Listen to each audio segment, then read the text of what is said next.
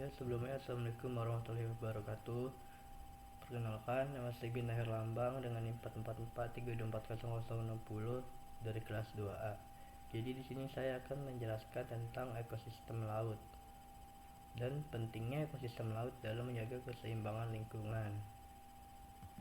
Nah, yang pertama itu ada pengertian ekosistem laut.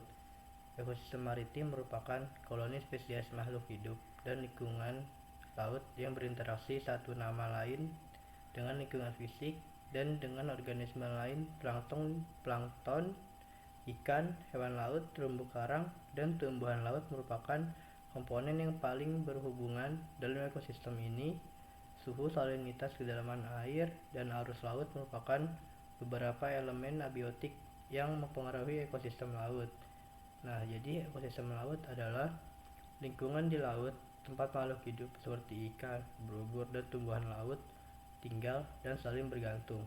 Dalamnya ada hubungan antara makhluk hidup dan lingkungan sekitar seperti air laut, cahaya matahari, dan suhu. Ekosistem laut sangat penting karena menghasilkan oksigen dan menjadi sumber makanan. Nah, selanjutnya ada komponen laut. Nah, komponen ekosistem laut dibagi menjadi dua kategori, biotik yaitu makhluk hidup dan abiotik lingkungan fisik. Plankton, ikan, mamalia laut, moluska, terumbu karang, dan tumbuhan laut termasuk lamun dan alga merupakan contoh komponen biotik yang terdapat di laut. Spesies-spesies ini berinteraksi dalam rantai dan jaring makanan yang rumit. Nah, kalau biotik itu ada makhluk hidup seperti plankton, ikan, mamalia laut, terumbu karang, lamun, alga, dan moluska. Nah, kalau yang abiotik itu unsur tak hidup seperti air, cahaya, suhu, dan arus laut. Nah, selanjutnya ada jenis ekosistem laut. Ekosistem laut diklasifikasi ke dalam kategori berbeda berdasarkan sifat fisik dan biologis perairannya. Ekosistem pesisir seperti hutan bakau dan muara menyediakan habitat bagi berbagai spesies sekaligus melindungi pantai dari erosi. Nah, di sini ada ekosistem terumbu karang, ekosistem laut dalam, ekosistem padang lamun, dan yang terakhir ekosistem mangrove. Nah, selanjutnya ada rantai makanan dalam ekosistem laut. Rantai makanan di habitat laut merupakan aliran energi yang terjadi saat spesies mengonsumsi dan dimakan. Rantai makanan ini dimulai dari produsen seperti fitoplankton dan alga yang menghasilkan energi melalui fotosintesis. Energi tersebut kemudian ditransfer ke konsumen tingkat pertama seperti zooplankton dan ikan herbivora yang memakan produsen. Nah, di sini ada manfaat ekosistem laut. Habitat laut memberikan banyak manfaat yang penting bagi kelangsungan hidup manusia dan keseimbangan alam.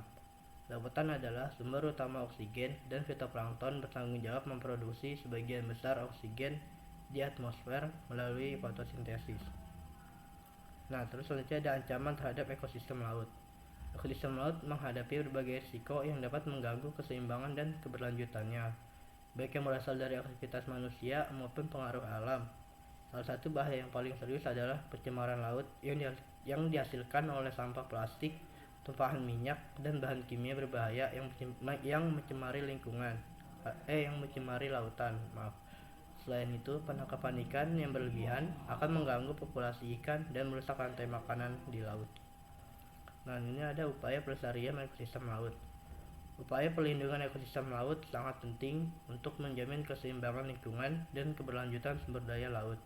Salah satu langkah utamanya adalah mengurangi polusi laut dengan membatasi penggunaan plastik sekali pakai, meningkatkan pengelolaan limbah industri, dan mencegah tumpahan minyak. Nah, jadi di sini yang terakhir itu ada kesimpulan presentasi. Kesimpulannya, ekosistem laut berperan penting dalam menjaga keseimbangan lingkungan dan menyediakan sumber daya bagi kehidupan di bumi dengan beragam komponen biotik dan abiotik. Ekosistem ini meningkatkan keanekaragaman hayati sekaligus menciptakan oksigen, mengendalikan iklim, dan menyediakan makanan dan pendapatan bagi manusia. Namun ekosistem laut menghadapi sejumlah kekhawatiran termasuk polusi, perubahan iklim, dan penangkapan ikan berlebihan. Ya, sekian dari saya, kurang lebih mohon maaf. Wassalamualaikum warahmatullahi wabarakatuh.